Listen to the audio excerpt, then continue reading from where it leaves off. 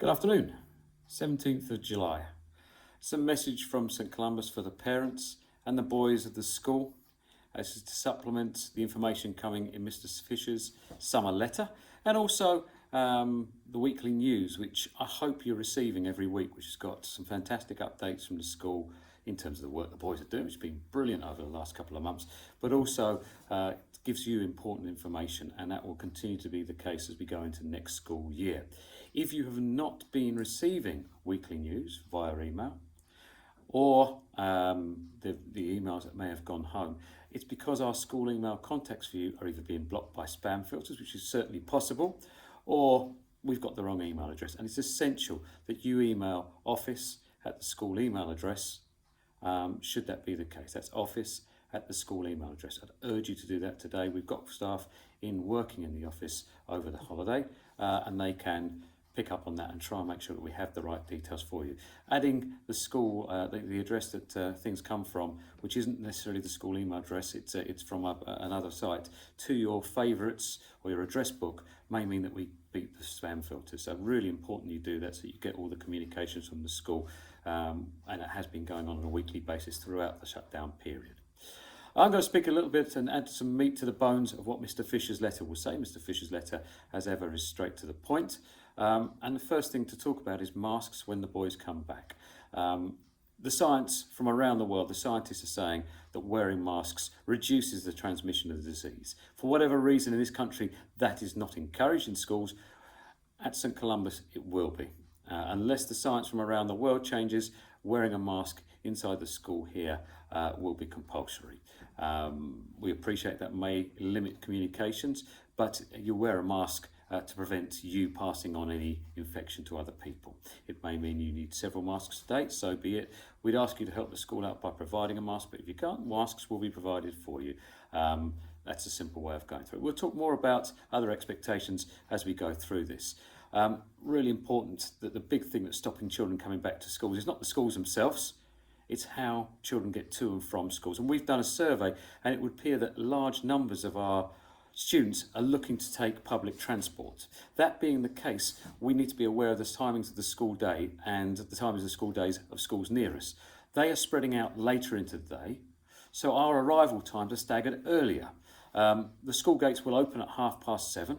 We're encouraging boys to be in. There will be opportunities for Year 11s to do some work before school, and Year 7 have got the use of the library from 8 o'clock. So it'd be wise to suggest to your son that they arrive early at the school, then try to come in for 8:30. The school day will start at 8:30, but the arrival times are staggered earlier. More information on that formally towards the end of the summer holiday, but that's the case. Once your son arrives at school, and I'm talking about the new year groups, not what they're currently in, they will be required to go and disperse to playgrounds around the school. So for example, the Year 7s will be in the traditional Year 7 playground, which the boys don't know about yet. We'll sort that out on the first day. The Year 8s will be at the front of the school. The Year 9s will be at the drama end of the main playground. Year 10s, they're going to go to the JP2 main area behind the two buildings, which is for them. And the Year 11s will be at the basketball end of the main playground. When the whistle goes, 2 minutes before 8:30, the boys will be lining up until we can take them through, and that'll be the case every day until we end what's happening.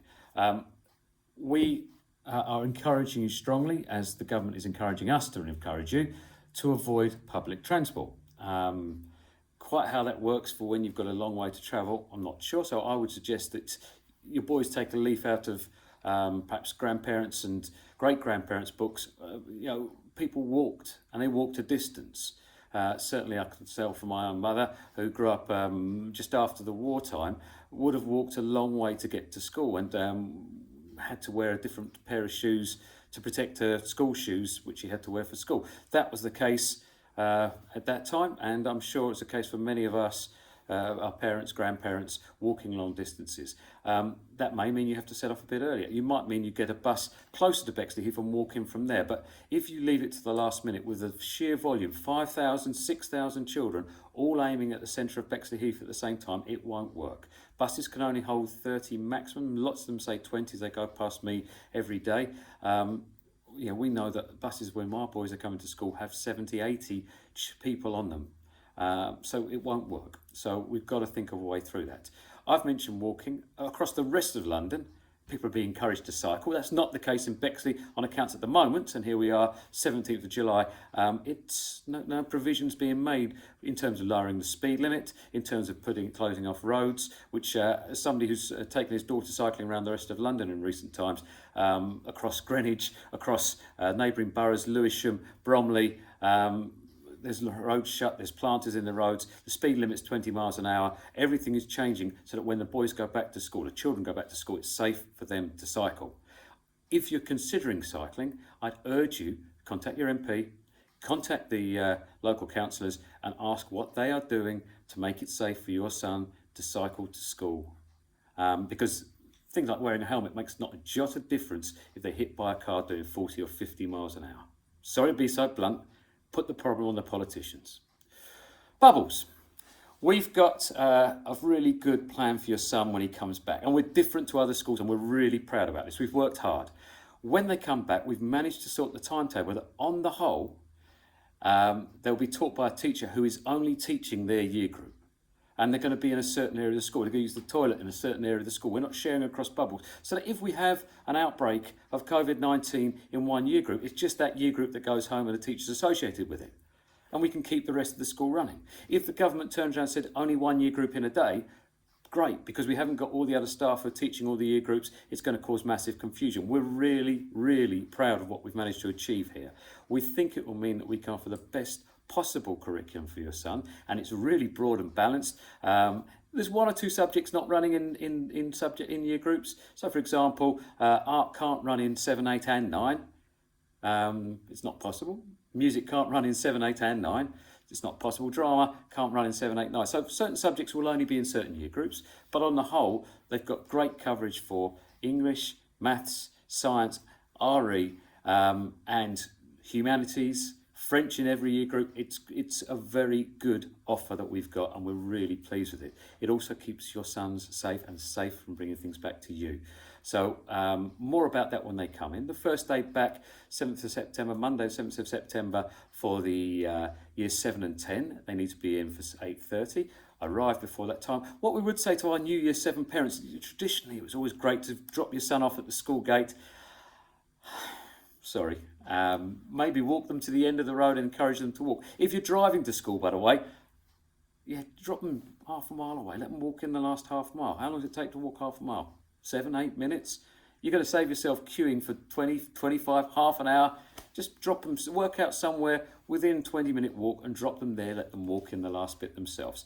Again, crossing Gravel Hill ain't great. You must use the crossing. But campaign, get the times of the crossings changed so we don't have to stand there and wait 3, 4, 5 minutes while a car zoom past at 50 miles an hour, really. Make it safe for children. Make it safe for vulnerable road users.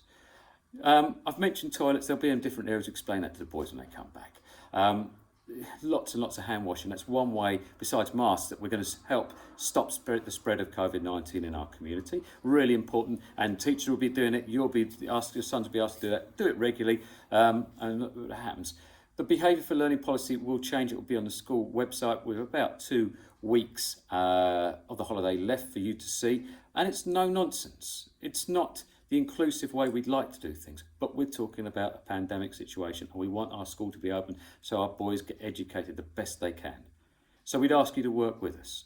The boys are likely to be in the same class for many of their lessons. So if people are stopping the learning of others, there's this wonderful thing created by the government called Oak Academy. You'll be told the topics, you go home and you work for 14 days on your own. That's the way it's going to work. Sorry to be so blunt, but we're offering a fantastic curriculum. You either want it or you don't. Litter. The litter situation cannot be happening at all. Generally litter will be because people have eaten and dropped it on the ground. If they've eaten, their hands are dirty, you could see the issue. So bins must be used, and we will be draconian, I think is the right word for litter. No chewing gum whatsoever under any circumstances. That's it. It's been in your mouth, you put it on the floor, somebody's got to pick it up. Don't work, does it? So really, really important about that. We know we want the boys to run around. We want them to enjoy themselves at break time. Running around involves bumping into people, and that's what we need to avoid. We know that social distance measures have been relaxed. You know you're allowed to play sport elsewhere, but not in a confined area like our playgrounds. So no ball games, no pat ball. It's going to be communication, talking to each other, etc., etc. There's going to be some changes with mobile phones, but the bottom line is only when you're directed to by a teacher. If you're having a mobile phone out because you want to have a quick look at things, that's not going to work for us, is it? But we want to encourage mobile phone usage as part of the learning package that we're offering as we go to Bubbles. It really is important that when we send you home that you go straight home, because again, like I mentioned, 5,000-6,000 students in all the Bexley schools, all Bexley Heath schools, converging on the clock tower. We need you away from the area as quickly as possible, because otherwise you won't get home until late. We finish early, so we make sure that happens. So really important that that's happening. Lunchtime's going to be different. There's no hot school food in the first few weeks to start with. We are offering packed lunches, healthy, freshly prepared. We're asking you to order them. They'll be delivered to the boys in the classroom for them to take outside and eat at lunch. Think about the weather. You've been cooped up inside for several months, some people. Yes, it's summertime now. It won't be like this, the beautiful sunshine that we've got today all the way through. You need to dress appropriately. So bring umbrellas, because we're going to encourage you to go outside at break time. Bring a rain jacket. As ever, as soon as you enter the outside gates of the school, the hoods and hats must be off to stop people we don't recognise coming on the school site. And if you choose not to listen to that, Oak Academy, make that clear. Yes, once we're inside and it's raining, put your hoods up, but we need to be able to see who's coming onto the school site. But certainly no hats and hoods inside the school buildings either. Yeah, correct clothes. I'm going to close out really by wishing everyone a good summer and really enjoy yourself and relax. If you haven't had the opportunity to get all the work done, a little bit every day, the emails have been sent to you, know where they are, you know what we're doing, worth catching up, particularly if you're in year 10. Some of the subjects in year 9, really important that you're catching up those bits and pieces. Watch the school website. At the end of the last 2 weeks of the summer holidays, we will have a better picture of where we are with COVID-19, and you will be able to say, yeah, okay, we need to make these changes, and you can make arrangements from there. If you're going to get your son cycling to school, I recommend strongly that you cycle with them at that time so they get used to what's going to happen. Certainly we've been watching boys from other year groups coming into the playground and arriving before school just to see what it's like travelling on the roads. Gravel Hill is not an easy road to cross. I'd suggest that it's worth getting to the lights and crossing over by foot. The cars do go super quick. Somebody who cycled a lot in London telling you that. Finally, from me, if there are issues that you need to contact the school, everything's on the school website, front page, contact details. Any safeguarding issues, it's safeguarding at the school email address. That will be picked up and addressed with over the summer holidays. Everything's being monitored. Any concerns, please let the school know. I hope you have a really safe holiday. You have a good holiday. You come back ready to work with us in September. The teachers are really excited about the changes that are going to have to happen to make Bubbles work. We're only anticipating 6 weeks initially. Who knows, we will look back at this video in a year's time, so it's lasted a year, but it's going to work. It's a fabulous opportunity for us as teachers to just do something very different, which I think is why the teachers are excited. And it's a fabulous opportunity for your sons to get in, work hard and do better than boys at other schools, as has been the case.